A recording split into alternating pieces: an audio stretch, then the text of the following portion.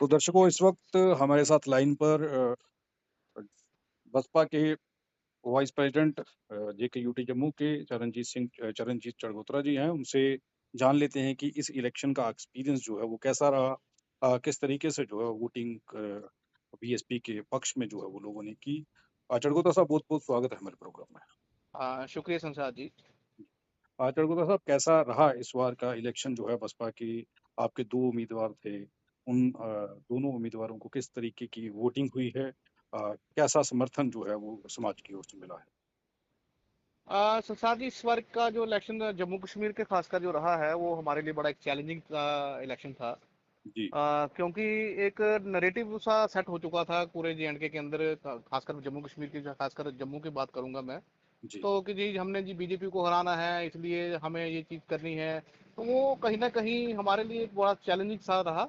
जी, लेकिन at the end जो है कि अब लोगों को ये चीज़ समझ आ चुकी होगी कि बहुजन समाज पार्टी जो है उसका एक अपना एक विजन है, अपना एक व्यू है वो। और हम मतलब एक मिशन लेके जो चल रहे हैं उस पे हम लगातार मतलब कंटिन्यूसली उस काम को करते रहे। जी, जी। जी। लेकिन चरगोत्रा साहब वोटिंग की अगर बात करें वोट प्रतिशत जो है वो पहले से कम हुआ है। अगर हम कठुआ सीट की बात करें, अगर हम जम्मू सीट की बात करें पिछली मर्तबा जो वोट प्रतिशत था वो क्या रहा? जहां तक अभी पूरे आंकड़े हमारे पास स्पष्ट आंकड़े नहीं आए हैं, लेकिन जो प्रतिशत तो मैं आपको अभी नहीं बता पाऊंगा, क्योंकि पूरे अभी कितने किस तरह का लास्ट तक, क्योंकि अभी पोस्टल बैलेट का काउंटिंग का थोड़ा सा भी रहता था। तो जी, वो तो कल बता दें। हाँ, लेकिन ये मोटा मोटी ये है कि जो कम हुआ है उस पर हम जरूर पार्टी ऑफिस में बैठ के सभी साथियों के बाद चर्चा करेंगे, और इस पे जरूर हम कुछ ना कुछ इस पे निकालेंगे कि जी। हमारा जो ग्राफ डाउन गया है उसकी कारण क्या रहा होगा, और उस पर हम चर्चा जरूर करेंगे। काफ़ी सारे लोगों का ये रहा है कि जो कैंडिडेट थे वो लोगों तक नहीं पहुँचे हैं। इसमें कुछ रहा है कि वाक़ई में ऐसा हुआ है? ये जो पार्लियामेंट्री इलेक्शन होती है संसार जी, बेसिकली कैंडिडेट्स का हर जगह पहुंचना पॉसिबल ही नहीं होता है, जहां तक जी। मुझे लगता है। क्योंकि ये मैं अपने लिए नहीं, बीएसपी के लिए नहीं कहूंगा, लेकिन किसी भी हुँ, बाकी पार्टियों को भी आप देखें तो मेरे ख्याल में कोई भी कैंडिडेट जो है वो नहीं पहुंच सकता है। लेकिन हाँ, ये पार्टी के जो हमारे जो संगठन होते हैं असेंबली वाइज, जहाँ वो जी। अगर स्ट्रांग रहते हैं तो डेफिनेटली उसका बेनिफिट जो है वो मिलता है। तो और मतलब वहाँ कहीं ना कहीं हमारी जो कमजोरी रही है उस पर हम जरूर इस पे करने की कोशिश करेंगे, क्योंकि अब इसमें ये भी है कि हो सकता है कि जल्दी असेंबली इलेक्शन हमारे डिक्लेयर हो जाएं। जी। तो वो हमें जरूर उस पर थोड़ा सा विचार करने की जरूरत है। एक चीज़ और चर्चा चल रही है कुछ फ़ोटो जो हैं आपके पार्टी प्रधान दर्शन राणा जी के वायरल हो रहे हैं सोशल मीडिया पर अ, अरमान भल्ला के साथ। और नहीं, ये बेसिकली मैं इस चीज़ को नहीं मानता हूँ। बेसिकली अब जिस दिन हम फॉर्म भरने गए थे, मेरे साथ हमारे, क्योंकि मैं उनका चीफ इलेक्शन एजेंट भी था, वर्मा साहब। जी, तो वहाँ फारूक साहब भी थे वहाँ पे, और भी बड़े साथी वहाँ पे बैठे हुए थे। तो जी। अगर वहाँ कोई हमारी फोटो क्लिक कर लेता है तो ये मैं समझता हूँ कि ये गलत प्रोपेगेंडा था, वो उस पर मैं डिनाई करता हूँ। उसमें ऐसा कुछ नहीं है। मतलब ऐसा नहीं है वो। जी नहीं। जी। दूसरा अब आगे का क्या रहेगा? किस तरीके से अब तैयारी जो है असेंबली की इलेक्शन जो है वो होने जा रही हैं। ये कहा जा रहा है कि जल्द करवाई जा सकती हैं।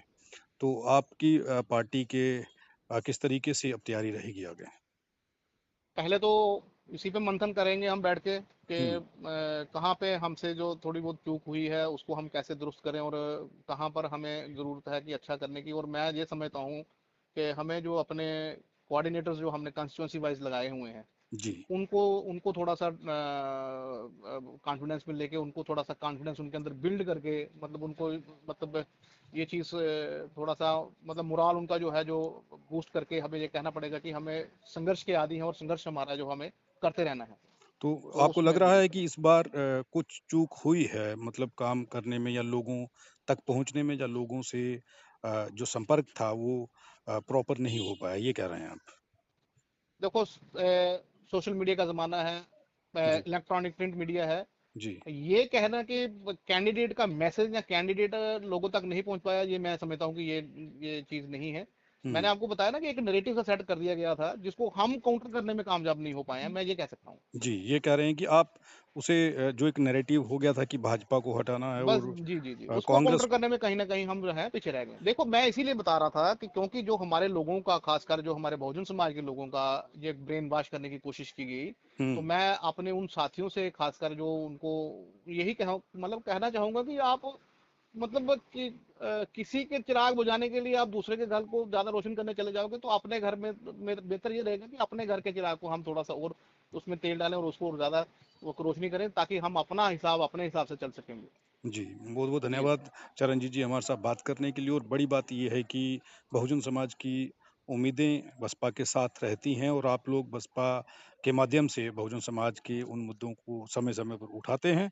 हाँ, बेसिकली हम भी कोशिश करेंगे कि आपके और समाज के लोगों के जो हम पे एक विश्वास बना हुआ है बहुजन समाज पार्टी को लेकर उसको हम कैरी ऑन आगे लेके चलने के में थोड़ा-सा जो भी त्रुटियाँ हमारी हैं उसको हम जल्दी कोशिश करेंगे कि वो ठीक करें और लोगों के बीच जहाँ तक अप्रोच की बात है वो हम और भी ज़्यादा करने की कोशिश करेंगे।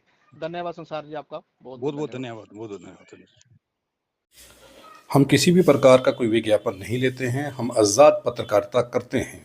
अगर आप चाहते हैं कि आज़ाद पत्रकारिता जिंदा रहे, तो आरटीआई इंडिया न्यूज़ का आर्थिक सहयोग करें, ताकि आरटीआई इंडिया न्यूज़ आज़ाद पत्रकारिता करता रह सके।